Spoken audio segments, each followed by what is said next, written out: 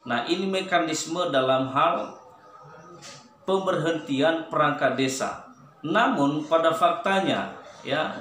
faktanya berdasarkan dari laporan-laporan masyarakat, banyak para kepala desa yang tidak melalui jalur atau tidak melalui prosedur dalam hal pemberhentian perangkat desa.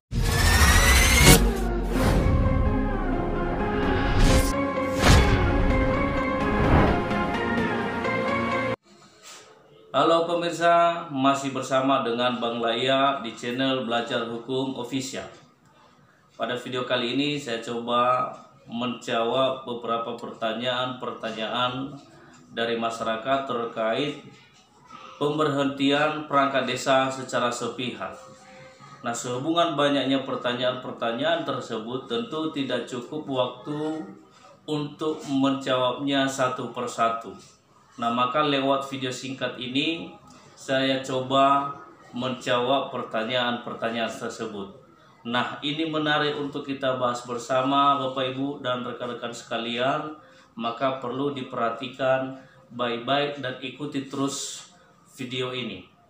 Nah, sebelum kita melanjutkan untuk membahasnya, bagi Anda yang baru bergabung dengan channel ini, maka terlebih dahulu di like dan subscribe, tombolnya ada di bawah ini, dan diklik loncengnya agar Anda tidak ketinggalan dengan informasi-informasi penting berikutnya.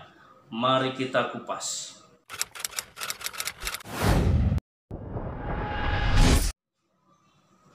Setelah selesainya hiruk-pikuk pemilihan kepala daerah serentak di berbagai daerah, euforia demokrasi pesta rakyat tentu dipastikan melahirkan pemimpin-pemimpin pemerintahan desa yang berintegritas, amanah, inovatif, kreatif, dan profesional. Namun, di balik sukacita dan kebahagiaan atas terpilihnya pemimpin pemerintahan desa yang baru, siapa sangka ternyata muncul polemik baru terkait perombakan dan pemberhentian perangkat desa. Dalam hal ini, kepala desa sebagai pucuk pimpinan yang baru di pemerintahan desa tentu punya wewenang untuk melakukan perombakan, pemberhentian, dan bahkan pengangkatan perangkat desa.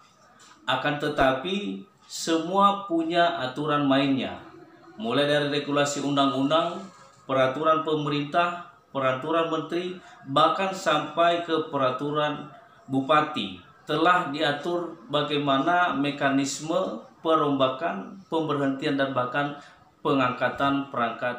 Dalam hal pemberhentian dan pengangkatan perangkat desa, kita mengacu pada Undang-Undang Nomor 6 Tahun 2014 tentang Desa, Peraturan Pemerintah Nomor 43 Tahun 2014 tentang Peraturan Pelaksanaan Undang-Undang Nomor 6 Tahun 2014 tentang Desa yang diubah menjadi Peraturan Pemerintah Nomor 47 Tahun 2015 dan Peraturan Menteri Dalam Negeri Nomor 83 Tahun 2015 tentang pengangkatan dan pemberhentian perangkat desa atau Permendagri Nomor 83 Tahun 2015 yang diubah menjadi Permendagri Nomor 67 Tahun 2017 tentang pengangkatan dan pemberhentian perangkat desa.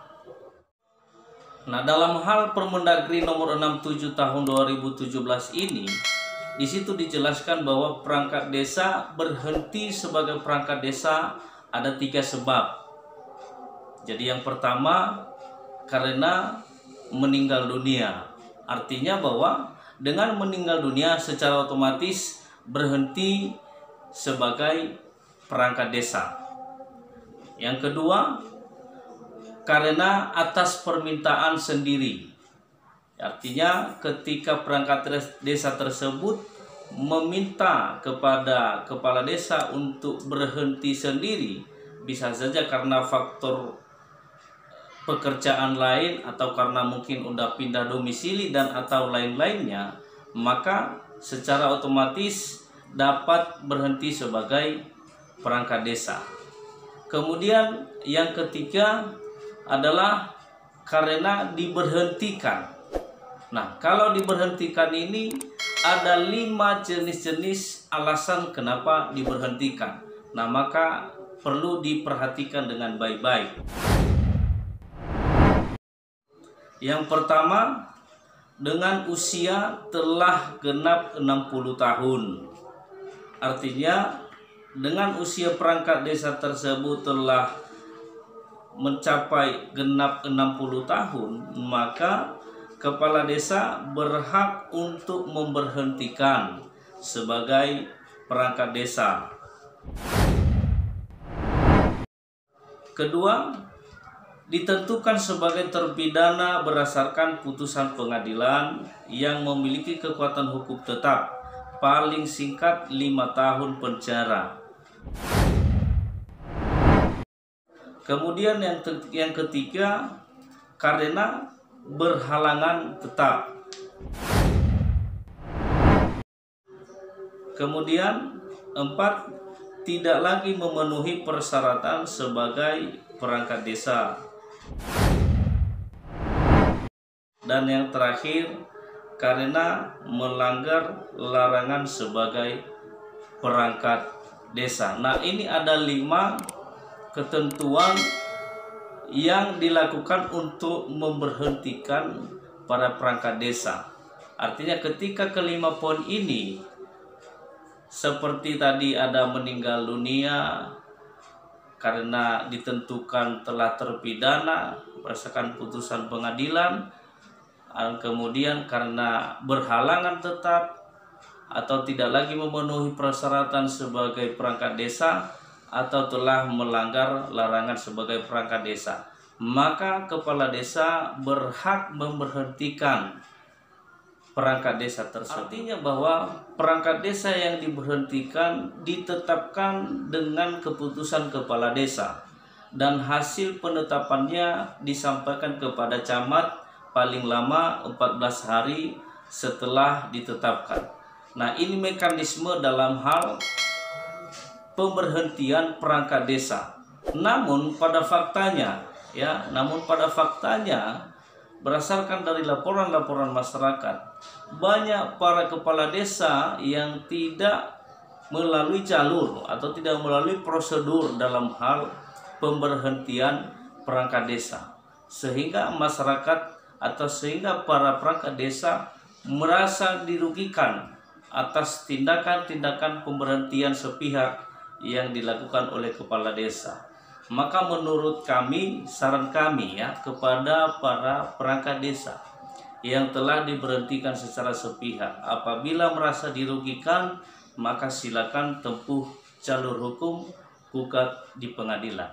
Demikian yang dapat kami sampaikan. Semoga bermanfaat bagi kita dan kepada Bapak Ibu dan rekan-rekan sekalian.